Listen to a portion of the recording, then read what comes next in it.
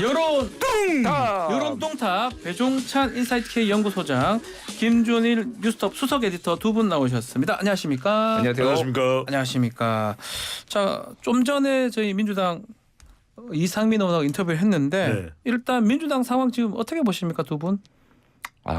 이게 한숨 쉬셨어요. 예. 이게 끝은 날 수 있는 것인가? 뭐 언젠간 끝이 나겠죠. 그런데 이게 해법은 있는 것인가? 네. 좀 이런 생각이 들어요. 그러니까 이게 여러 가지 이제 공천을 둘러싼 갈등도 있지만은 현재 민주당의 위기에 대해서 해법에 대해서 극명한 시각차를 드러내고 있고 또 하나는 이제 어떤 의원들 지지층의 어떤 세계관 이런 것들에 좀 차이가 좀 많이 있는 것 같아요. 좀 짧게 요약을 하면은 이제 민주당 열성 지지자들 네. 뭐 그걸 뭐 개딸도 포함되고 여러분들의 생각은 지금 반독재 투쟁을 하고 계세요. 예. 예. 윤석열 검찰 독재 정권의 반독재 투쟁을 했음. 그럼 예전에 이제 80년대까지의 이제 학생 운동의 특징을 보면은 어쨌든 단일 대우를 유지를 해야 돼요. 저 독재 정권을 깨려면은. 네. 그러면은 지금 그런데 갑자기 전대협 의장을 지금 내부적으로 정치적 탄핵을 막 한 거예요. 예. 그럼 이거는 뭐냐? 배신자다. 예수 팔아넘긴 유다다. 뭐 이런 것들을 이제 생각을 하니까 이게 지금 색출 작업 이런 것들이 외부에서는 좀 굉장히 여론이 안 좋잖아요. 네. 중도층도 여론이 안 좋은데 내부에서 보면은 너무 자연스러운 거예요. 이게 왜냐하면은 독재 정권과 맞서 싸우는데 여기에서 이런 식으로 뒤통수를 때려 배신자야 이게 그래서 이 세계관에서부터 이미 차이가 나기 때문에 해법을 찾기가 상당히 쉽지 않을 것 같고 그거는 뒤에 조금 어떻게 이제 전개될지는 좀 뒤에 다시 설명해 드릴게요. 배종찬 의원께서는 제가 이상민 의원 얘기를 들어보니까 일부 의원들한테 전화가 왔다라고 얘기를 하더라고요. 그래서 네. 무효 얘기도 했다고 하거든요. 어쩌면 조직적 움직임으로 보이기도 해요. 그리고 표가 보니까 지금 많으면 38표까지인데 그렇죠. 31표에서 더 넘을 수도 있죠. 왜 그렇다면 이게 개인이 우연히 겹쳐서 38개가 나오기는 쉽지는 않잖아요, 사실은. 그렇죠. 그래서 저는 이것이 적어도 공식적으로 전개된 움직임은 아닐지라도 그건 쉽지는 않을 거예요. 네. 하지만 정서적인 교감이 있다. 이것만으로도 상당히 이재명 대표에게 또 친명계에게는 치명적인 거죠. 왜냐하면은 연판장을 돌리거나 이런 상황은 아니었을 수 있어요. 하지만 적어도 우리가 표결에 대해서 부결할 수 없다. 왜냐하면은 두 가지입니다. 하나는 이제 민심 포비아하고 하나는 총선 포비아죠. 네, 민심 총선. 네. 선거에서 중요한 게 수도권 민심인데 너무 안 좋아요. 지금 지지율상으로도. 지난 대선 또는 우리가 3년여 전으로 거슬러 올라가면 서울 49곳 중에서 41곳을 더불어민주당이 싹쓸이했단 말이에요. 네. 그러니까 지금 이재명 대표 옆에서 지도부를 구성하고 있는 정청래 의원, 고민정 의원, 장경태 의원 다 서울이에요. 박찬대 의원 인천입니다. 인천이죠. 그런데 이재명 대표와 연대를 해서 정치 탄압이다. 야당 탄압이다. 정치 보복이다. 이걸 외치지만 지역의 유권자들은 서울이거든요. 인천이거든요. 그러면 네. 이게 흔들리는 거에 대해서는 그러니까 이들은 몰라도 적어도 친명계가 아닌 비명계로 분류되는 많이 의원들의 느낄 거라는 그 거죠. 위기감은 엄청나다고 봐야 되겠죠. 네. 자, 그러면 이게 뭐 다시 한번 더 질문 드려보면 어쨌든 30표 이상 40표 정도 그 정도까지 반란표가 나왔는데 이게 누가 기획을 했다면 이건 성공이라고 봐야 됩니까? 패착으로 봐야 됩니까? 그러니까 요거는 조금 썰썰썰들이 있고 네. 제가 이래저래 조금 나름대로 알아봤는데 이거를 기획이라고 하기도 그렇고 그렇죠. 지금 기획이라고 아니라고 하기도 그래요. 그러니까 이런 것들이 그 있습니다. 중간 단계 같아요. 네, 사실은. 중간 단계 같아요. 예. 그러니까 일단은 비명계도 놀랐다라는 거예요. 그러니까 나는 이거에 대해서 그 전까지만 해도 사실상 당론이니까 따라야 되지 않겠냐라고 사실상 이중 플레이처럼 한 것도 맞아요. 그러니까 밖에는 이제 의견 표명을 안 하거나 좀 어렵게 얘기하거나 곤란하다 아니면은 뭐 당론이 이러니까 뭐 이제 가야 되는 거 아니냐라고 했지만은 근데 일부에서는 의원들끼리 비명계끼리 전화 연락과 모임이 있었다고 합니다. 그 안민석 의원이 그래가지고 뭐 네. 증거가 있다 막 이러면서 공개할 수도 있다 뭐 이런 취지의 얘기를 했어요. 네. 그게 뭐냐면은 사진이라고 합니다. 사진. 모 비명계 의원 중진급들 4명이 모여가지고 뭐 식사를 했는지 어쨌는지 예. 요거와 관련돼서 증거가 있는데 거기에 이제 뭐 제가 실명은 말씀드리지 않겠지만은 그분들이 주축이 돼가지고 이거를 이끈 거 아니냐 이렇게 이제 보는 시각이 있는 거예요. 예. 그러니까 이게 그런데 어쨌든 이게 문제는 뭐냐면은 38표 최대 38표가 이번에 이제 끝날 것이냐 앞으로 왜냐하면은 구속영장이 또 날아왔을 텐데 더 이탈할 가능성도 높다고 저는 봐요. 왜 그러냐면은 쌍방울과 관련해서는 사실은 이게 굉장히 다른 것들도 이제 뭐 반신반의하거나 혐의가 있지만 쌍방울은 참 이게 피해가기가 힘들다 저는 그렇게 봐요. 왜 그러냐면은 그냥 상식적으로 보면은 쌍방울이 북한에 돈을 줬잖아요. 예, 이건 법 위반이거든요. 네. 쌍방울이 어떻게 알고 북한에 돈을 줬겠습니까? 다리를 놔준 거는 맞잖아요. 이화영 경제부지사는 부인하고 있지만은 그럼 이화영 경제부지사가 다리를 놓은 거가 이게 어떤 거를 이유로 했느냐 그리고 이게 이재명 대표가 정말 몰랐겠느냐라는 게 합리적인 의심이에요. 이거는 예. 무슨 뭐 근데 이거는 어쨌든 수사를 해봐야 하는 거예요. 그렇죠. 근데 이거를 전혀 혐의가 없다. 이거 정말로 정치 탄압이라고만 볼 수 있느냐? 저도 그런 생각이 드는데 이게 의원들도 그렇게 생각이 들 수밖에 없을 거예요. 그거를 원인을 아까 전에 배종찬 소장님이 얘기했듯이 이게 원인을 그래서 사법 리스크로 인해서 민주당의 지지율이 지지부진하다라고 생각하시는 분들이 꽤 많기 때문에 더 드러날 수 있다. 이 이탈표 만약에 다음에 구속영장 청구가 되면은 그렇게 봐야 될 것 같아요. 자, 눈에 띄는 것 중에 하태경 의원이 이미 35표를 예상을 했어요. 그렇죠. 하태경 의원이 얘기할 때는 조금 너무 과하게 그냥 바람을 얘기하는 거 아니냐 이렇게 생각했는데 지금 보면 하태경 의원의 말이 딱 맞아 떨어진 모양새입니다. 지금 하태경이 아니라 표태경이라 그러죠. 표태경이라고 표를 맞추니까. 예. 그래서 뭐 국민의힘 전당대회도 포태경의 전망대로 가는 거 아니냐. 네. 그래서 뭐 이른바 가태경이다. 네. 이런 이야기까지 나오는데 그건 결국은 이 개인적인 판단에 의해서 체포 동의안을 분석했더라면 뭐 압도적인 부결을 이야기했을 겁니다. 뭐 입단 표단속을 했었잖아요. 또 이재명 그렇죠. 대표도 만나기도 뭐 초선 했었죠. 의원, 네. 초대선 의원들도 만났고 심지어는 저는 더 치명적인 게 이런 거죠. 이른바 이재명 대표의 멘토 역할을 하고 지금 그래도 더불어민주당 내에서 좀 말빨이 먹힌다 우리가 이야기를 할 때 그런 인물 중에 한 사람이 바로 이해찬 아닙니다. 이해찬 전 대표 예. 전 대표예요. 그런데 원로 자문회에 나와서 압도적 부결로 갈 것이다. 그러니까 이제 예상도 있지만 일종의 메시지를 던진 것이거든요. 가이드라인을 준 것입니다. 그런데 139표 사실 찬반만 놓고 보면 찬성이에요.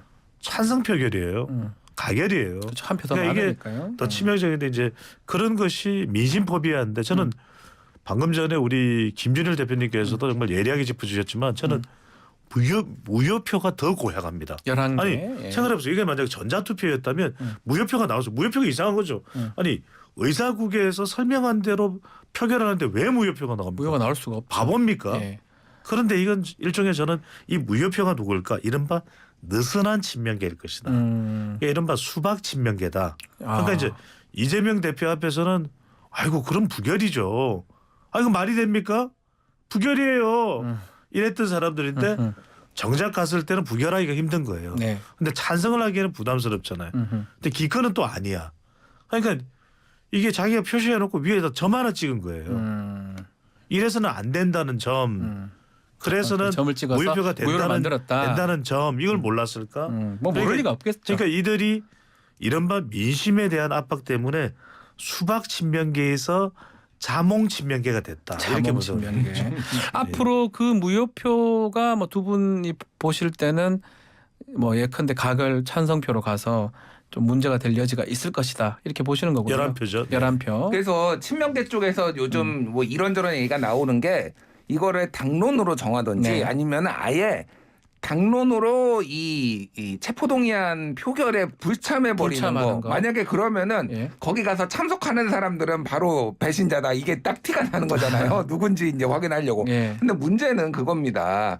그러니까 이게 전체 의원 중에 과반 이상이 투표에 참여를 해야지 그러니까요. 이제 성사가 되니까 그런 건데 만에 하나 가반 되면 아니, 과반이 문제가 아니라 일단은 30표 정도는 무조건 이제 저기 체포동의안 찬성이 나올 거 아니에요. 국민의힘하고 정의당 하면은. 근데 민주당의 비명계가 30명이 들어가 가지고 다 반대를 던지더라도 성사만 되면은 나는 그럼 반대 던졌다. 왜냐하면 이렇게 한 역사가 없다라고 얘기를 하면서 이렇게 되면은 이거는 그냥 체포동의안. 왜냐하면 예. 제적 가반 출석의 출석위원 그렇죠. 가반 찬성이거든요. 예. 그러니까 동의가 이거는 되겠죠. 친명계 입장에서도 너무 도박수인 거죠. 그러니까 이재명 하긴 대표 좀 입장에서. 그래서 부담스러울 뭐 것이다. 여러 가지 얘기가 나오는데 중요한 거는 어쨌든 칼자루는 검찰이 쥐고 있다 지금. 그렇죠. 예, 예. 알겠습니다. 자, 다음은 윤석열 대통령 국정수행 평가도 한번 보겠습니다. 정순신 뭐 사태 등 부정적 이슈가 꽤 많았었는데, 자 이번 주 여론조사 반영이 됐습니까? 좀 분석 좀 해주십시오. 반영이 된 것 같고요. 좀 네. 대통령 지지율도 지금 민주당도 혼선, 대통령 지지율도 혼선 네. 이런 양상으로 보입니다. 뉴시스가 국민 리서치 그룹과 에이스 리서치에 지난 25일부터 27일까지 실시한 조사인데 이 오늘 소개되는 모든 조사는 중앙선거여론조사 심의위원회 홈페이지에서 확인 가능합니다. 윤석열 대통령 국정수행 평가에 대해서 물어봤는데요. 긍정평가가 43.2%, 부정평가가 54.3%로 나타났습니다. 이 조사만 보면은 40%대 초반이겠죠. 43.2%. 네. 올랐네 이렇게 생각할 수 있는데 스트레이트 뉴스가 조원 CNI에 의뢰한 조사는 조사 날짜는 똑같습니다. 25일부터 27일까지 이 조사에서는 대통령 긍정평가 38.1, 그다음에 부정평가는 60.3. 38.1, 60.3인데 네. 이 두 조사의 특징은 대체로 우리가 표본 오차 범위를 플러스 마이너스 3.1로 보면 그 오차 범위 내에 두 개가 들어가요. 같이 들어가네요. 그렇죠. 그러니까 네. 무슨 말이냐면 여러분들 이렇게 보시면 될 것 같아요. 대통령에 대한 호재도 있었고 좀 악재도 있다. 호재는 뭐냐면 뭐 지지층들이 결집하고 이재명 대표도 변수도 있었고 체포 동의안도 있었고 27일까지 조사된 것이기 때문에 또 최근에 이제 노조에 대한 예. 노조 때리기에 대해서 보수층들은 또 결집한 지난 대선에서 윤석열 대통령이 투표했던 이 지지층들을 결집하고 있는데 악재가 뭐냐면 바로 정순심 아니고 정순신 정순신 전 지명자에 대해서 이 인사 문제 왜 대통령 인사가 여기에 좀 집중되어 있느냐 전형적인 그렇죠. 검사 또 서울대법대 또 윤석열 라인 그다음에 하나는 이제 학교 폭력 학폭까지. 이게 상당히 학교 폭력이 사실은 더 악재죠. 더 악재였고 마지막으로는 왜 정순신 전 지명자가 자기 검증 확인서에서 이 가족의 소송권에 대해서 아니요. 라고 답변을 냈는지 이게 문제가 되고 있습니다. 자, 그러면 지금 말했던 것 중에 뭐 호재도 있지만 악재 중에 특히 정순신 관련해서 이 부분은 사실은 20대나 뭐 주부층도 마찬가지예요. 이게 상당히 예민한 이슈 아니겠습니까? 학폭 관련된 거기 때문에. 근데 사과를 하는 경우가 별로 그 경찰청장만 지금 사과하는 모양새고 나머지는 없어요.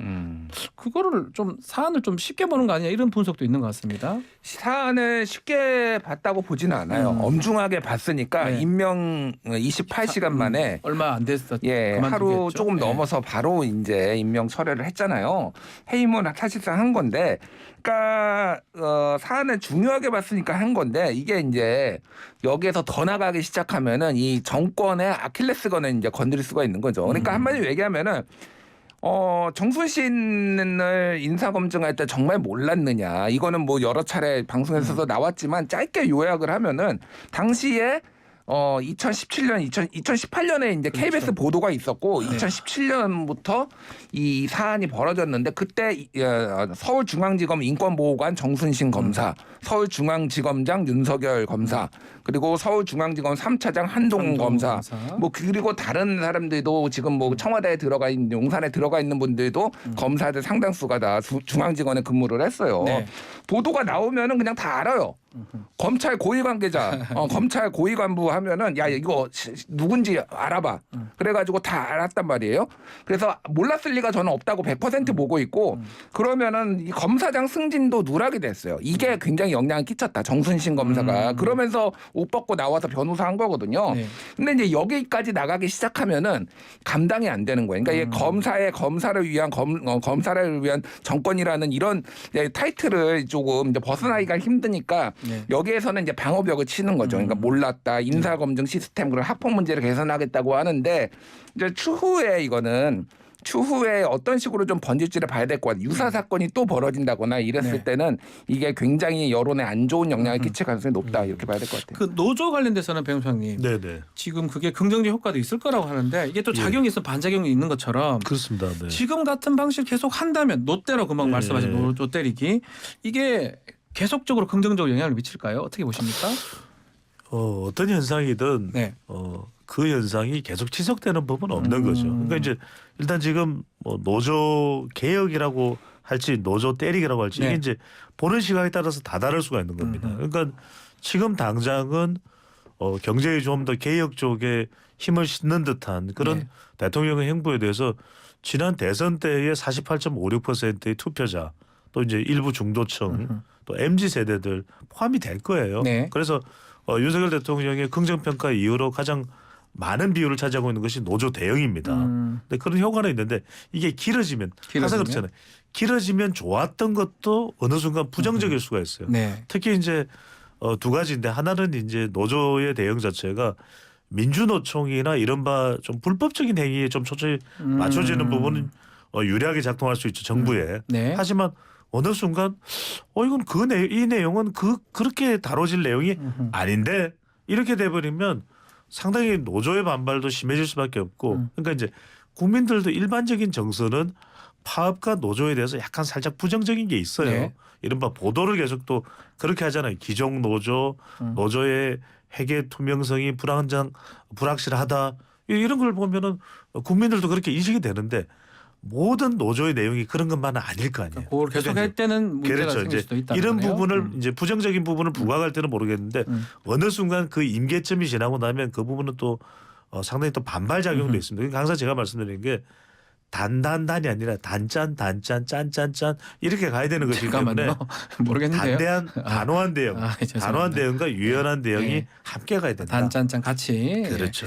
자, 또 어제 3.1절 기념사가 있었는데 어떻게 들으셨습니까? 좀 논란이 될 것 같기도 하고요. 네. 저는 개인적으로 좀 네. 충격을 먹었어요, 사실은. 아, 충격을 먹으셨군요. 좀 많이 충격을 먹었는데 네. 그러니까 이거는 진보 보수 이런 거 할 것 없이 역대 대통령들이 3.1절에 냈던 그 연설 담화문하고 너무 달랐어요. 그러니까 그러니까 일본에 대해서 과거사에 대해서 성찰을 요구를 하고 뭐 더 나아가서 사과를 요구하고 이런 것들은 진보 보수 할 것 없이 모든 대통령이 그렇게 얘기를 했습니다. 네. 뭐 박근혜 대통령도 예를 들면 이렇게 얘기를 했어요. 가해자와 피해자라는 역사적 입장은 천년이 흘러도 변치 않는다. 뭐 이렇게 3.1절 담화문은 얘기를 했고 문재인 대통령 같은 경우에도 가해자 일본 정부가 끝났다고 해서는 안 된다. 이런 표현들이 일단은 3.1절이기 때문에 이게 3.1절이니까. 광복절과 3.1절은 근데 거기에서도 광복절은 조금 더 이를테면은 정부 수립 뭐 이런 것들과 초점이 맞춰져서 했다라면 3.1절은 어쨌든 날카롭게 요게 어느 정도 섰거든요. 그 수위의 조절인데 완전히 다른 내용이 나왔다라는 거예요. 미래지향적인 것과를 얘기를 하는 건 좋은데 우리가 제대로 준비하지 못해서 국권을 상실했다. 상실했다. 이거는 이제 소위 말해서 이제 내인론인 건데 우리가 뭐 못했으니까 이게 뭐 일정 부분 맞는 부분도 있죠. 근데 이게 정치적으로 이런 식으로 얘기를 했을 때 이게 어떻게 이제 활용이 될지에 대해서 대통령이 생각을 했느냐라는 거고 또 하나는 그러니까 저는 일본하고의 관계 개선이 필요하다라고 옛날부터 주장을 했어요. 문재인 정부 때 너무 일본하고 척졌다. 이거는 좀 이제 안 좋다라는 건데 근데 야 이건 선 넘네. 윤석열 정부 선 넘네. 이 생각이 너무 드는 거예요. 네. 그러니까 이거는 일본의 퍼주기라고 볼 수밖에 없습니다. 저는 일본의 퍼주기. 왜냐하면은 최소한의 일본이 균형 감각을 맞춰야 돼요. 왜냐하면 예전에 이제 김대중 오부치 선언이 굉장히 이제 획기적으로 한일 관계가 변화가 됐잖아요. 그런데 그 앞에 뭐가 있었냐면은 93년에 고노다마 그리고 95년에 무라야마 다마 그렇죠. 그리고 일본 천황 이제 일왕이 와가지고 일왕, 예. 사과까지 했어요. 이런 과정들이 있고 그거를 정치적으로 끌어낸 게 김대중 대통령과 그 전에 김영삼 정부의 어떤 능력이었거든요. 그렇죠. 근데 이거는 아무것도 없이 그리고 강제징용과 관련해서도 이거는 우리나라가 일방적으로 좀 기업들이 돈을 내게 생겼잖아요. 그럼 뭘 어떻게 이거를 하겠다라는 건지 이거는 저는 도의적으로도 이렇게 해서는 안 되고 이게 네. 굉장히 나중에 큰 부담으로 다가올 거다 정권에. 과거보다는 미래 얘기했고 협력 파트너다. 군국주의 침략자였지만 지금은 파트너다. 그리고 강제징용 관련된 얘기는 좀 빠져버렸습니다. 그렇죠. 뭐 남북 문제도 다 빠져버렸고요. 그러니까 보수층도 다 영향을 받을 수가 있는 겁니다. 지금 윤석열 대통령 지지층도 일본을 싫어하는 유권자층 그리고 여론조사 응답층이 상당히 많다고 봐야겠죠. 네. 근데 이제 합리적으로 일본과의 관계 개선에 대해서 이야기하는 건 긍정적으로 작동될 수 있지만 가령 네. 북한의 미사일에 대응하기 위해서 한미일 공조와 연합훈련이 필요하다. 이건 찬성이 더 높을 거예요. 그런데 여기서 방금 전에 이제 김준일 대표가 분석을 했듯이 그러니까 좀 전 단계가 있어야 되겠죠. 이러이러한 일본의 노력이 있다면 우리는 미래로 갈 준비가 되어 있다. 최소한. 예, 네. 그랬을 텐데 여기서 보면 우리가 세계사의 변화에 제대로 준비하지 못해 국권을 상실했다. 이 이야기는 일본이 계속 이야기를 하는 거예요. 한국이 세계사의 변화에 제대로 준비하지 못해 국권을 상실한 것이다. 뭐 모든 식민지 국가는 다 그렇게 된 그렇죠. 거죠. 이제 협력 파트너로 이 부분도 변했다. 이렇게 이야기를 하기보다는 어떤 식의 일본의 노력이 있다면 협력 파트너로 더 좋은 관계가 될 가능성도 열려는 있다. 이렇게 됐다면 참 좋았을 텐데 우리 뉴스킹 YTN 뉴스킹의 이 방송을 조금 듣고 이 3.1절 기념사를 준비했다면 아유 뭐 이걸 듣고 할 수는 없겠지만 항상 들어야 되겠죠. 네. 훨씬 더 효과적이지 않았을까. 왜냐하면 최근에 이제 윤석열 대통령 지지율이 조금 더 올라가는 조금씩 올라가는 것에는 MZ 세대도 포함되어 있거든요. 그러니까 네. 이제 일본에 대한 여행이나 이런 부분들은 문화나 이런 부분들은 우리 MZ 세대가 열려 있지만 과거에 대해서 반성하지 않는 부분은 우리 MZ 세대도 분노하고 있습니다. 짧게 한마디만. 말씀 주세요. 그러니까 100년 동안의 한국의 뭐 숙적 그게였고 한국한테 이렇게 가해를 했던 일본도 이렇게 쉽게 용서를 하는데 왜 야당하고는 이렇게 잘 관대한 마음이 못 하나요? 와, 이건 나는 진짜 왜 이렇게 속이 좁은지 잘 모르겠어요. 야당 대표도 안 만나고 원내대표도 안 만나고 대체 뭐 왜 이런 식으로 정치를 하나요? 참 그 관대함 좀 일관되게 유지를 하셨으면 좋겠습니다. 알겠습니다. 자, 국민의힘 전당대회 소식도 좀 전해드리겠습니다. 예.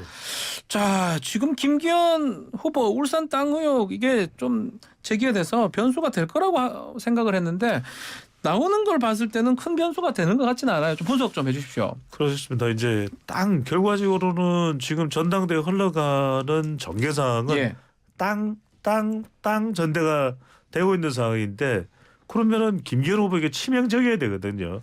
그런데 앞서 소개해드렸던 뉴시스 여론조사를 보면은 김기현 당대표 선거가 이 당대표 이 울산 KTX 부동산이 전당대회에 영향을 주는지 물어봤습니다. 이게 사실 제일 중요하잖아요. 네. 그런데 부동산 의혹이 영향이 전당대회에 있다 42.4, 영향이 없다 54.3으로 영향이 없다가 10%포인트 이상 더 많아요. 그러니까 이게 상당히 이 다른 조사기관의 조사를 보면은 이게 문제가 있느냐는 질문에 대해서는 문제가 있다가 높았거든요. 그런데 네. 전당대회에 영향을 주냐면 그건 그렇지가 않아요. 그 이야기는 분명히 문제가 있고 이건 상당히 의혹이고 플레이되는 것인데 이게 전당대회에 영향을 주냐면 그렇지는 않다. 근데 여기 보면은 이 국민의힘 당대표 적합도 국민의힘 지지층 대상 조사 결과를 보면 뉴시스 조사 결과입니다. 김기현 47.1, 안철수 22.6, 천하람 16.4, 황교안 9.9. 그러니까 이 김기현 후보 쪽으로 오히려 더 타격이 되기보다는 쏠림이 되는 그런 결과로 조사 결과는 나타나고 있습니다. 자, 이러면 결선 투표까지 갈 수가 있겠습니까? 어떻게 보십니까? 결선 투표 이제 김기현 캠프 측 저번에 윤희석 대변인 만나서 이런저런 분위기등 물어보고 그랬는데 결선 투표 안 간다. 일체 끝낼 수 있다. 물론 이제 캠프 얘기니까 우리가 조금 감안해야 되지만 상당히 이제 자신감을 보이더라고요. 그래서 그런 부분들이 이제 방금 백승 소장이 설명해 주셨듯이 그런 부분들이 있어요. 그러니까 그런 말 있잖아요. 답정너라는 거 있잖아요. 네. 제가 요거를 전당대회를 보면 답정표입니다. 답은 정해져 있고 나는 그냥 이슈에 상관없이 표결할 거야. 투표할 거야 이거예요. 왜 그러냐면은 자 여기에 보면은 여론조사가 이거 있어요. 김기현 당대표 선거 울산 KTX 부동산 영향 여론 영향 있을 것 42.4 없을 것 54.3 이게 뭐냐면은 이미 김기현 싫어하는 사람들은 있을 것이라고 믿고 싶어서 이렇게 얘기를 한 거고 예. 김기현 좋아하는 사람들은 없을 것이라고 없을 답을 한 것이다. 거예요. 예. 그게 54.3%다. 아 넘어가겠네요. 예, 그래서 그러니까 아직은 저도 확실치는 않습니다. 이게 4인에서 과반 한 명이 넘기는 쉽지는 않은데 어쨌든 넘을 수도 있다라고 보면 될 것 같고 문제는 이번이 아니에요. 이거는 어쨌든 뭐 보수 짠물들이 지금 투표하는 거잖아요. 네. 앞으로 이제 내년에 총선이 있을 때 이거 다시 나올 거고 저는 이거 상당히 심각한 의혹이라고 보고 있어요. 그래서 땅을 그때 왜 샀는지가 해명이 안 돼요. 그러니까 뭐 이런 의혹도 있고 저런 의혹도 있는데 그 땅을 왜 사?